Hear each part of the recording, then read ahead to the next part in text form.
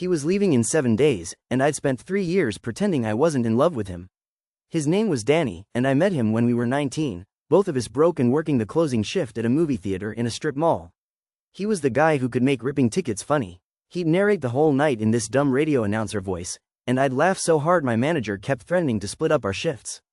We got an apartment together within a year. 2 guys, 1 couch we found on the curb, a fridge that only ever held hot sauce and leftover popcorn. For a long time I told myself we were just close. Best friends, that was the word I hid behind. But somewhere in there, the word stopped being true, and I kept using it anyway because the real word was terrifying.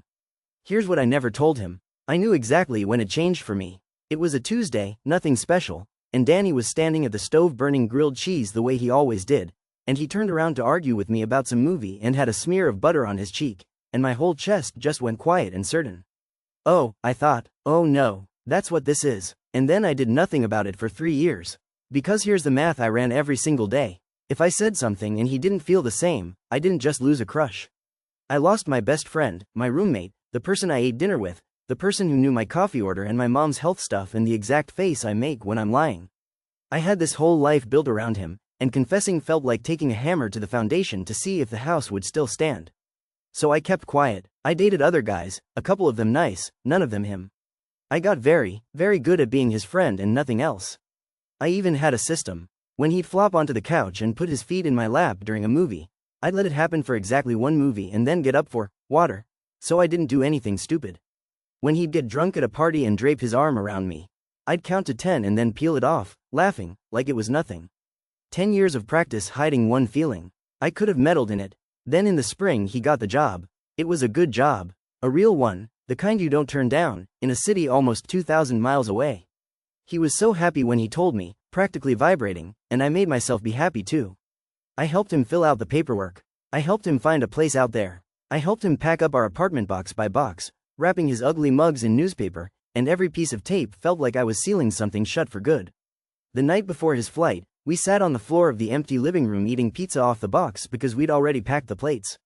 The couch we found on the curb was gone. The apartment echoed, and Danny looked around at all of it and got quiet, which he never did, and said, "Man, this is the end of an era, huh?" And I don't know what happened. 3 years of counting to 10, and the counter just broke. "I have to tell you something," I said, "and I need you to let me get all the way through it before you say anything." He looked at me funny but he nodded. So I told him about the Tuesday and the burnt grilled cheese and the butter on his face. I told him about the water breaks and the 10-second counts and all the little systems I'd built to keep from ruining us. I told him I'd been in love with him basically the whole time we'd lived together, and I'd never said it because I was more scared of losing my best friend than I was of anything else in the world. My voice did an embarrassing crack in the middle. I couldn't look at him. I just stared at a grease spot on the pizza box and waited to find out if I'd wrecked the last good thing I had. The silence went on for about a year. Probably 4 seconds. Then Danny said, "You did the water thing on purpose?" Of all the things. I laughed, this shaky wet laugh, and finally looked up, and he wasn't horrified. He looked kind of wrecked, actually. He put the pizza box aside and dragged a hand down his face and said, "You couldn't have told me this 6 months ago? Before I signed a lease in a different time zone?" And that's when I understood he wasn't saying no. We talked until the sun came up on that bare living room floor. And I'll be honest with you, because a clean happy ending would be a lie. It wasn't fireworks. It was complicated and a little sad.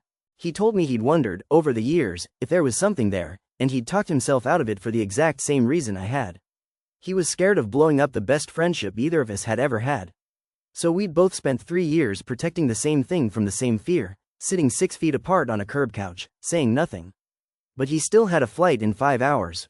The job was still real. He wasn't going to throw away his whole future on a confession he got the night before he left, and I didn't want him to. That's not love, that's a grenade. So we didn't do the movie thing where he tears up the plane ticket.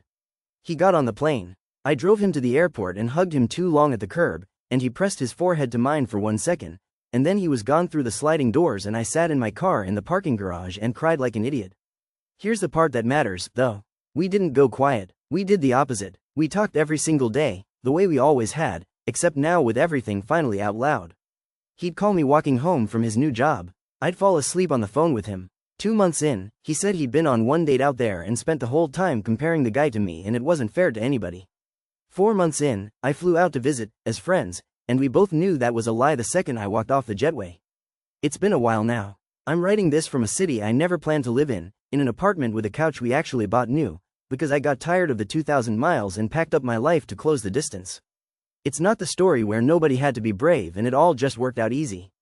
We both wasted 3 years being cowards, and then we had to do long distance to fix it, and some nights I still think about how much simpler it would have been if either of us had said something over burnt grilled cheese back when we shared a fridge. But he's in the next room right now, burning something on the stove.